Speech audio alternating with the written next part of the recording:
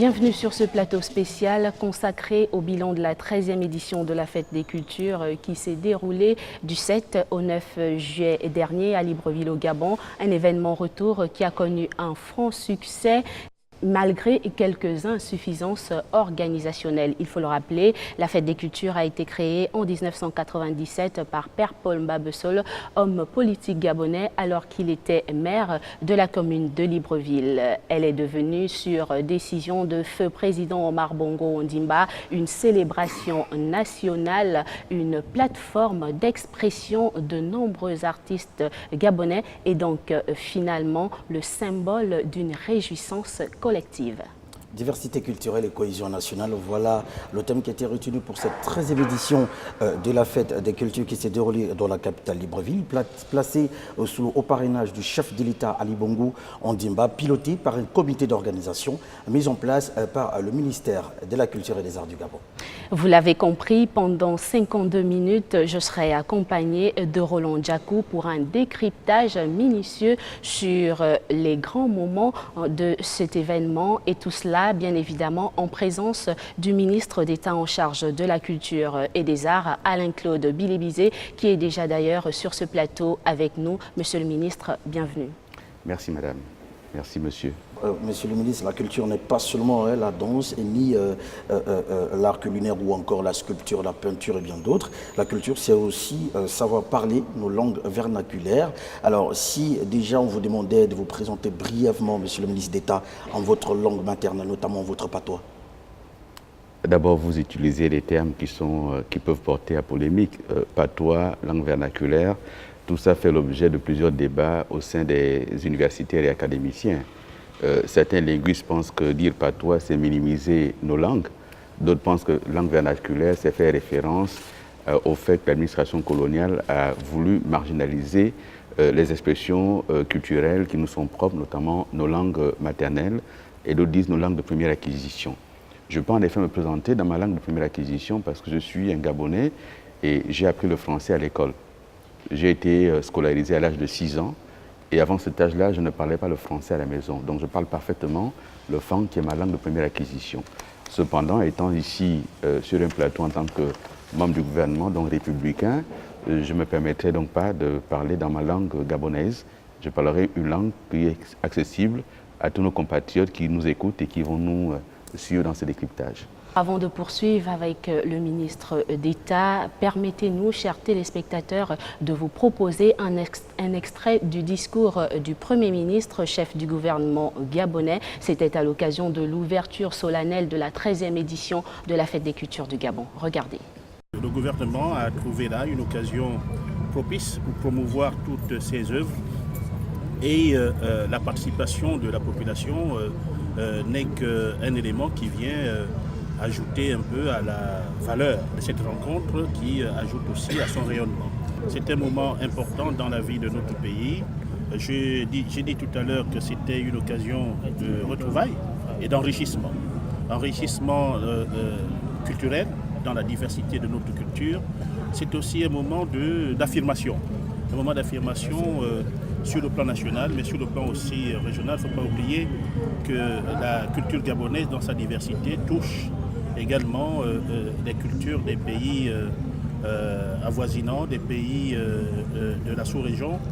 N'oubliez pas que le Gabon est un État membre du FICIBA et à travers cet organisme, nous contribuons à l'enrichissement de la culture bantou. Aujourd'hui, le rendez-vous que constitue la fête de la culture est un moment, c'est une occasion de promotion de la richesse de la culture bantou.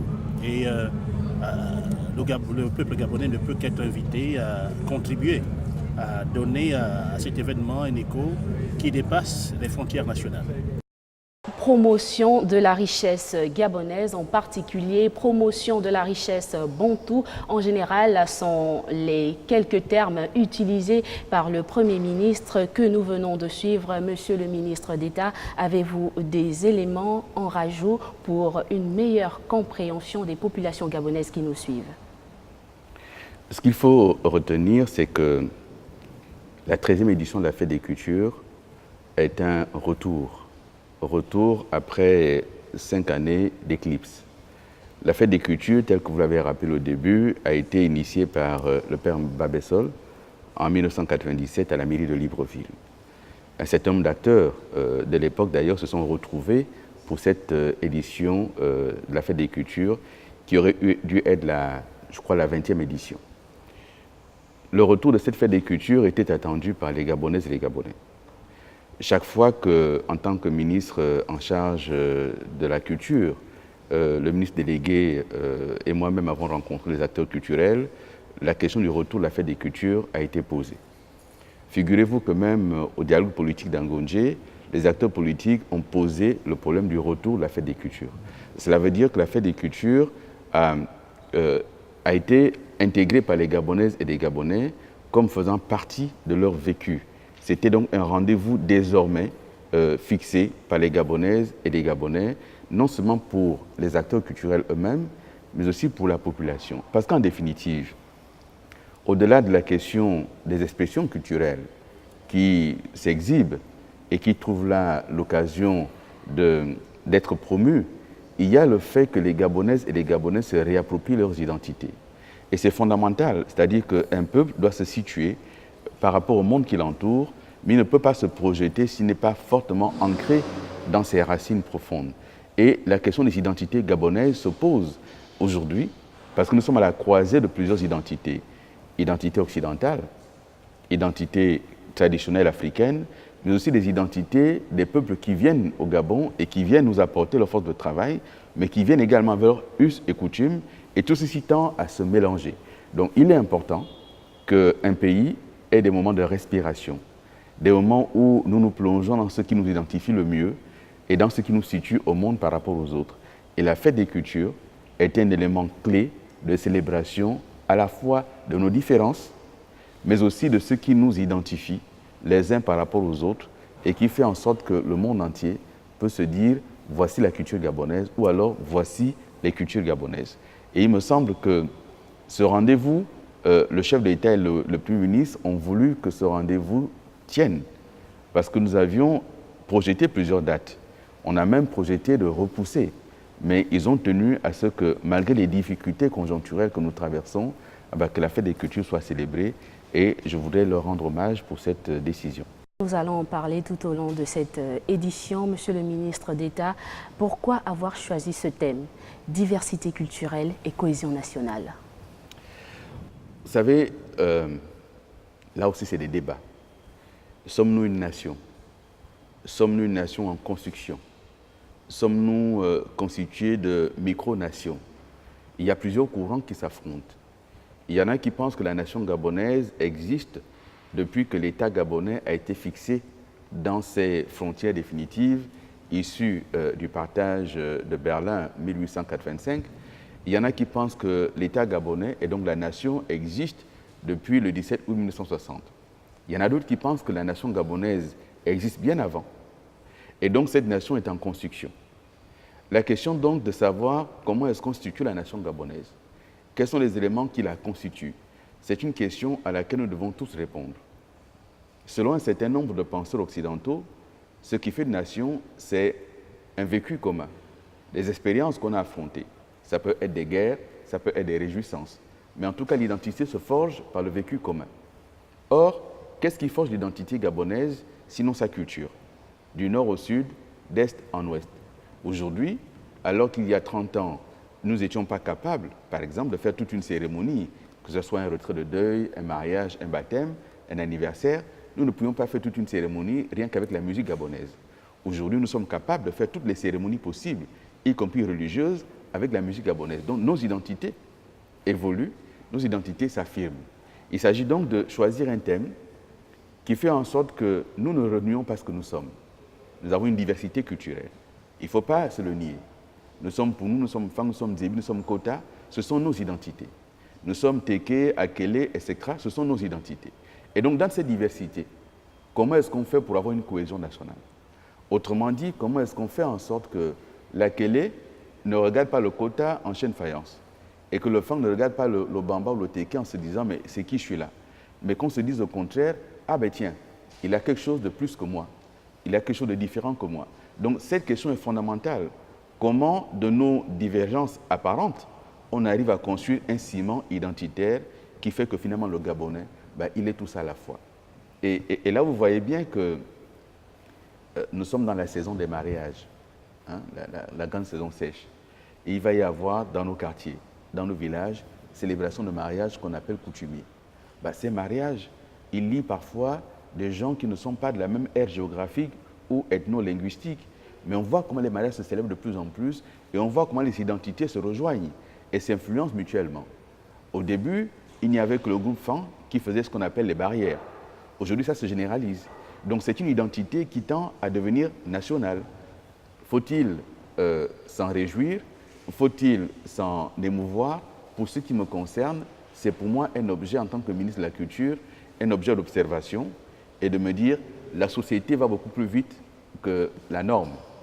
Maintenant que la société a progressé, comment est-ce que l'État va arriver à encadrer, à normer éventuellement? Monsieur le ministre d'État, on voit bien que ce thème a été bien compris de tous les Gabonais ou encore de tous les acteurs culturels qui étaient à cet événement très spécial. Alors cette 13e édition est déjà passée, nous faisons le bilan. Il y a eu 12 autres avant. Quelle était la spécificité de cet événement retour, monsieur le ministre d'État? Si vous voulez, si d'abord nous nous situons par rapport à l'idée première qui a prévalu au lancement de la Fête des Cultures, et si je me souviens bien de ce que le père Mbabesso avait dit à l'époque, il s'agissait de faire en sorte que nos différences apparentes ne nous éloignent pas les uns les autres. Et que c'était son expression, que plutôt que de nous séparer, qu'on apprenne à nous apprivoiser les uns les autres. Donc c'était déjà le fondement de la Fête des Cultures dès la base. Faire en sorte que les Gabonais ne s'identifient pas par rapport à une ethnie de rejet, mais plutôt par rapport à une ethnie d'appropriation. Je suis fan, je ne l'ai pas choisi, mais c'est Dieu si on croit en Dieu, c'est le hasard si on ne croit pas en Dieu, mais il se trouve que je le suis. Et en quoi est-ce que ça m'identifie par rapport au Pounou? Il se trouve que c'est comme ça que c'est fait. Mais en quoi est-ce que le Pounou ne peut pas être de la même nation que moi? Il est de la même nation que moi parce que, on est dans les mêmes frontières géographiques, on est dans le même État, on a un destin commun, et il faut donc que nos destins communs s'affrontent, mais en même temps se retrouvent et se rencontrent. Les 12 premières éditions ont eu le même fil conducteur. Et le fil conducteur de la Fête des Cultures va rester le même. Faire en sorte que l'expression culturelle gabonaise s'affirme dans sa diversité, mais chaque fois, il faudra ajouter quelques éléments supplémentaires.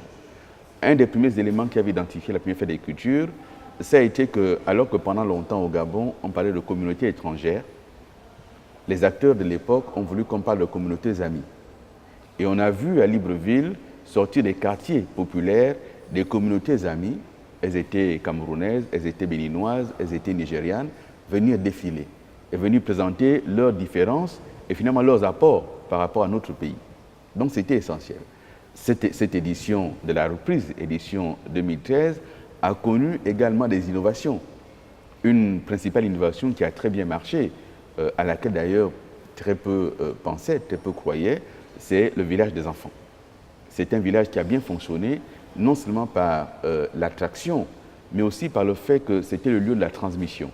C'était le lieu où il fallait montrer aux enfants la vie au village, comment est-ce qu'on pouvait au village attraper des petits rongeurs, comment est-ce qu'on pouvait faire la pêche à la ligne, comment est-ce qu'on pouvait s'asseoir dans un corps de garde. Donc c'était indispensable. Et moi j'ai rencontré des personnes qui m'ont dit, moi je vis à Libreville avec mes enfants, c'est la première fois qu'ils ont l'occasion de voir un corps de garde. Et donc il me semblait indispensable d'avoir cette innovation. Les autres innovations, pour ce qui est de cette édition, ça a été de spécifier un lieu pour l'art culinaire. Avant, vous aviez l'art culinaire tout au long des lieux d'expression culturelle. Là, nous avions un lieu dédié à l'art culinaire et il me semble que cela a bien fonctionné. Mais on pourra en parler tout au long de l'émission. Il y a eu plusieurs innovations pendant cette 13e édition et nous préparons déjà la 14e. Sans oublier la participation des universitaires, monsieur le ministre d'État. Oui, ça a été la principale innovation. Faire en sorte que l'université, qui est le lieu d'élaboration et de transmission des connaissances, mais qui est également le lieu de la recherche avec des outils qui sont des outils académiques, recherche sur nos identités, sur nos cultures, sur nos façons de faire. Et donc, il était indispensable que ce dont le métier au quotidien est d'analyser les comportements et d'analyser l'évolution de la société soit associée à cette question de la fête des cultures, parce que par-delà, encore une fois, la célébration, il y a le message que nous voulons porter. Et ce message, c'est un message d'espoir, c'est un message de solidarité, mais c'est aussi un message qui dit au peuple gabonais, nous avons compris les inquiétudes, nous avons compris ce qui nous menace aujourd'hui, mais attention, ce qui nous identifie est plus fort que ce qui peut nous menacer. Donc rassemblons-nous autour de nos cultures et faisons surtout attention à l'usage de la parole qui était la thématique centrale sur laquelle les universitaires se sont prononcés. Vous nous donnez là la main, Monsieur le ministre, de rentrer de plein pied dans l'engouement qu'a suscité cet événement. C'est juste derrière cela, suivant. Pendant 3 jours, fêtes et divertissements étaient au rendez-vous. La 13e édition de la Fête des Cultures dans la capitale gabonaise était un véritable succès. Au regard de l'engouement de la population et des artistes venus nombreux célébrer la culture.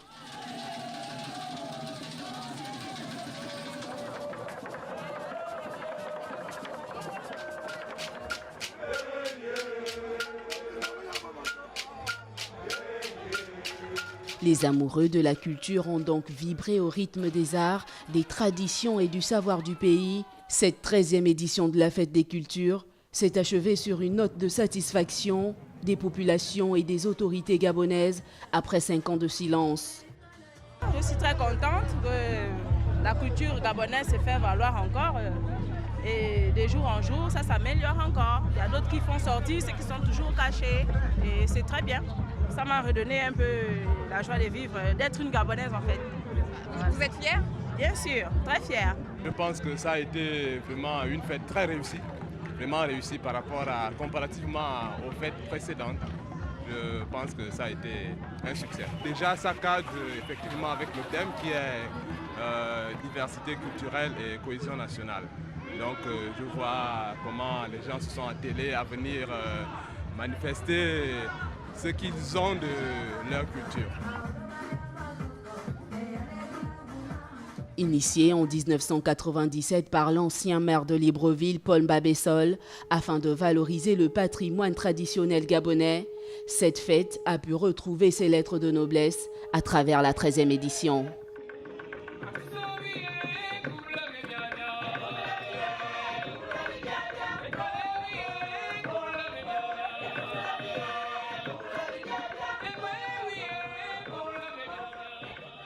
Retour sur ce plateau. Si vous nous rejoignez à l'instant, sachez que nous sommes avec le ministre d'État en charge de la culture et des arts du Gabon pour faire un tout petit peu le bilan de la 13e édition de la Fête des Cultures qui s'est déroulée du 7 au 9 juillet dernier ici dans la capitale gabonaise Libreville. Alors monsieur le ministre d'État, nous venons de voir un reportage qui montre très bien que l'avenue Jean-Paul II et les sites qui étaient retenus pour cette 13e édition étaient bondés de monde, des personnes qui venaient de tous les arrondissements de Libreville, de l'intérieur du pays, mais aussi de l'extérieur.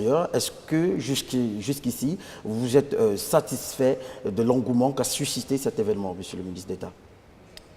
Je pense que pendant 3 jours, ça a été des dizaines de milliers de personnes qui ont convergé au boulevard Jean-Paul II, qui était le site principal, le village de la Fête des Cultures. Si vous permettez, je voudrais quand même indiquer que les acteurs culturels se sont impliqués massivement. Ils se sont impliqués parce que c'était pour eux une occasion à la fois de montrer leur talent, leur savoir-faire, mais aussi parce que ça leur manquait. Il faut donc remercier chacun pour son implication, que ce soit le comité d'organisation qui a travaillé pendant des semaines, sans compter les heures, que ce soit les sponsors qui nous ont accompagnés, que ce soit les personnes du ministère de l'économie et du ministère du budget qui se sont impliqués. Il faut que chacun trouve ici les lieux d'un véritable remerciement. Ensuite, si vous voulez, nous avons quelques regrets. Nous n'avons pas pu faire venir les groupes des provinces, alors qu'il y a eu des présélections. Un certain nombre de groupes avaient été retenus pour participer à la Fête des Cultures. Malheureusement, nous n'avons pas eu le temps et les ressources suffisantes pour les faire venir. Donc c'est un rendez-vous qui est pris pour la 14e édition. Nous aurons donc des groupes qui viendraient des provinces. Il y a eu une belle participation des communautés amies. Le Maroc était invité d'honneur et il me semble que le groupe marocain a bien fait vibrer le boulevard Jean-Paul II. Sans anticiper, Monsieur le ministre d'État, nous allons en parler. Oui, mais puisque nous sommes en train de parler de la question de l'engouement, de la participation, je voudrais donc pouvoir déjà le dire et indiquer que nous espérons très franchement que pour la prochaine édition, nous allons encore améliorer l'organisation. Nous ferons en sorte que les groupes soient mieux identifiés, que nous sachions que tel groupe qui s'exprime, c'est telle communauté, c'est telle région du Gabon, c'est telle danse, et qu'elle s'exécute à telle et telles autres occasions. Donc nous ferons un effort pour mieux identifier. Nous ferons également un effort pour mieux accompagner les visiteurs, mieux les prendre en main avec un poste d'information pour mieux distribuer les prospectus qui vont mieux renseigner. Parce que l'idée, ce serait quand même faire en sorte que celui qui visite le Gabon parte du Gabon avec une idée précise de ce qu'il a vu. Mais également ceux qui résident au Gabon et qui viennent à la fête des cultures, au-delà des célébrations auxquelles on a assisté, mais qu'on reparte chez soi avec quelque chose qui permet d'aller montrer aux enfants, aller montrer aux parents que j'ai été à la fête des cultures et j'ai appris telle ou telle chose. Donc nous ferons en sorte, justement en impliquant davantage et les universitaires et le monde des médias, de faire en sorte que la fête des cultures soit mieux vendue, mais qu'elle soit également mieux propagée à travers le pays et à travers le monde. D'accord, l'on ne peut évidemment pas parler de fête des cultures sans parler de l'initiateur qui est Père Paul Mbabesol. Alors, nous avons pu constater son absence durant les 3 jours de cette célébration. Pourquoi, selon vous, Monsieur le ministre d'État? J'avais eu l'occasion de rencontrer le Père Mba à l'Assemblée nationale. J'avais pris rendez-vous pour aller le rencontrer et discuter avec lui. Malheureusement, j'ai été pris pour des missions à l'étranger et lui-même n'a pas eu le temps nécessaire. Il faut dire que malheureusement, le Père Mba, bon, il n'a plus forcément l'âge et la santé qui lui aurait permis d'être là pendant 3 jours. Mais il était de tout cœur avec nous. Et vous savez, la problématique de la culture qui se pose, ce n'est pas une question de rejet, c'est une question de rassemblement. Nous devons nous rassembler au-delà de nos différences ethniques, politiques, religieuses, parce qu'en définitive, qu'on soit de la majorité ou de l'opposition, danser les lombos, c'est danser de la même façon. Il n'y a pas une façon de danser les lombos pour la majorité ou pour l'opposition. Il n'y a pas une façon d'exécuter le mvet selon qu'on est de l'opposition ou de la majorité. Et donc tout ceci nous rassemble.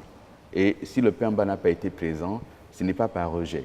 C'est simplement qu'on n'a pas eu l'occasion d'aller le rencontrer pour l'inviter à venir. Il n'a pas pu se déplacer tout seul sans avoir reçu une invitation en bonne et due forme de notre part.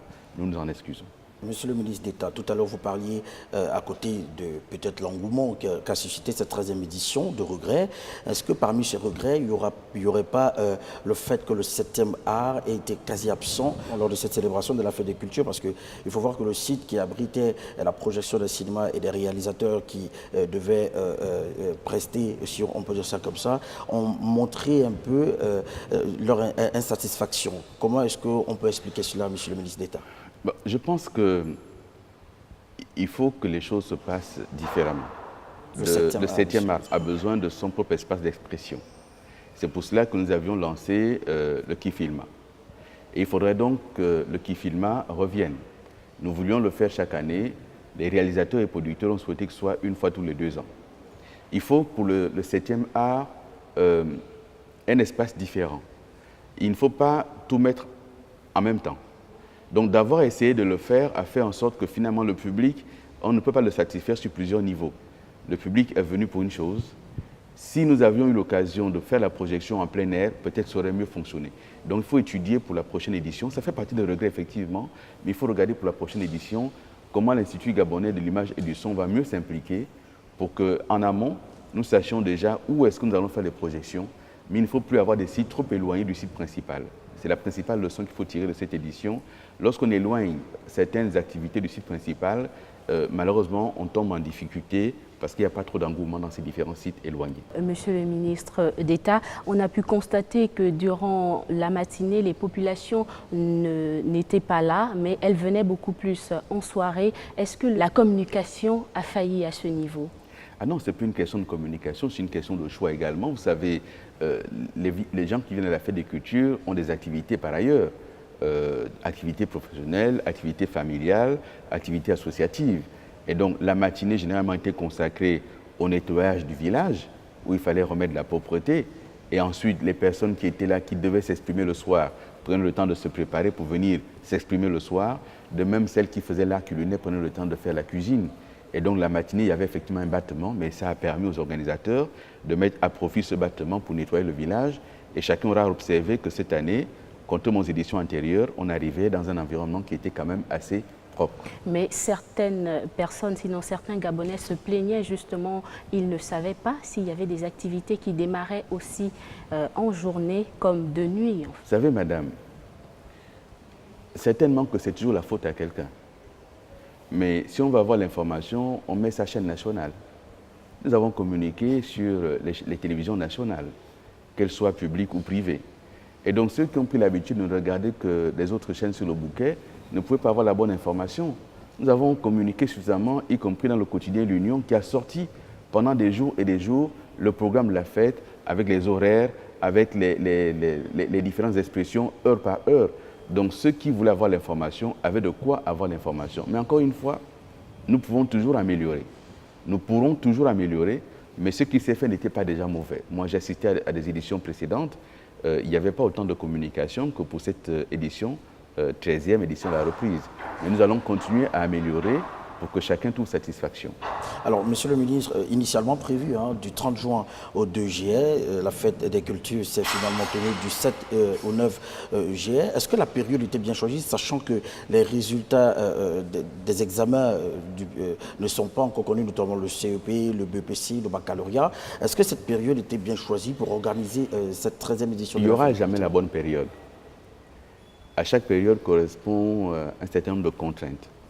Si ce n'est pas la contrainte des examens, ce sont des contraintes professionnelles, ce sont des calendriers liés à l'exercice du gouvernement, mais il faut toujours choisir une période. À l'origine, la fête des cultures était célébrée à la Pentecôte, parce que c'était un symbole choisi par le Père Mbabesol. La Pentecôte dans la Bible, si vous êtes lecteur de la Bible, comme certains de nos téléspectateurs le sont, c'était la période où le Saint-Esprit est descendu. Et à cette période-là, il est dit que ceux qui étaient présents à Jérusalem ce jour-là venaient d'horizons divers, mais chacun entendait l'autre dans sa propre langue. Et donc l'idée, c'était de faire en sorte que, malgré la diversité, que chacun se comprenne. C'était donc la période de la Pentecôte. C'était une période qui avait été retenue initialement. Et puis progressivement, nous sommes rentrés plutôt vers une période non pluvieuse, compte tenu de la question des espaces sur lesquels on peut aujourd'hui faire de la culture et de l'expression scénique. On a préféré le plein air, et donc ça correspondait à une période où il pleut moins ou alors il ne pleut pas du tout.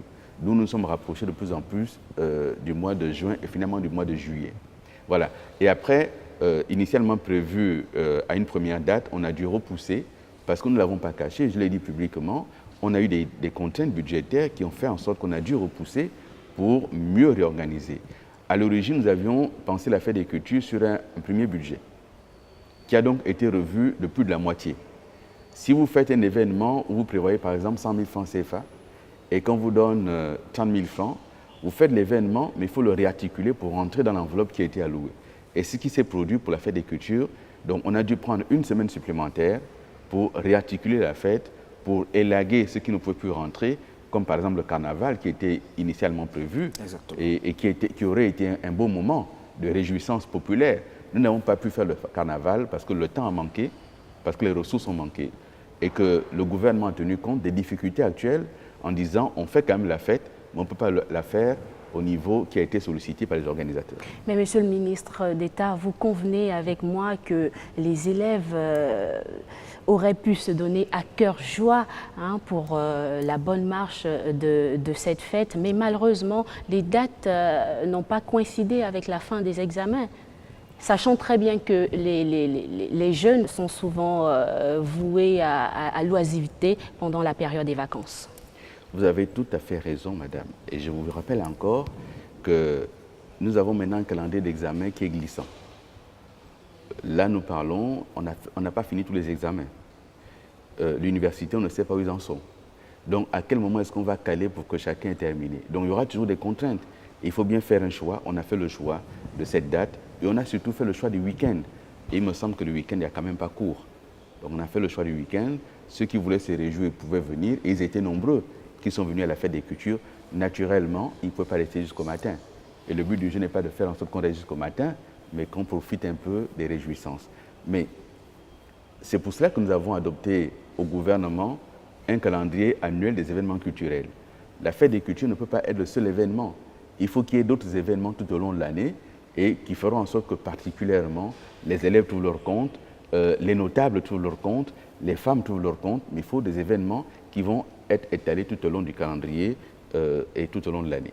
Pour rester dans cet événement, la 13e édition de cette fête des cultures dont nous faisons le bilan actuellement, Monsieur le ministre d'État, c'est tout un patrimoine culturel qui a été déployé comme ça pendant 3 jours sur les sites qui ont été retenus pour cet événement. Il y a eu des objets d'art, peut-être pour des artistes qui se trouvent à l'intérieur du pays, qui n'ont peut-être pas la possibilité d'exposer chaque jour ou encore à chaque fois au public librevillois et ceux qui viennent de l'extérieur. Est-ce qu'il y a la chance de voir l'un des objets d'un de ces artistes être exposé au Musée national? Le Musée national a une autre vocation. C'est le Musée des arts et traditions. L'idée est de faire en sorte que nous ayons une galerie d'art moderne. Le musée peut effectivement accueillir des expositions d'art moderne. Là, nous sommes dans ce bel espace de la maison Georges Awiri et on se rend compte que le hall qui nous accueille aujourd'hui peut effectivement accueillir des expositions.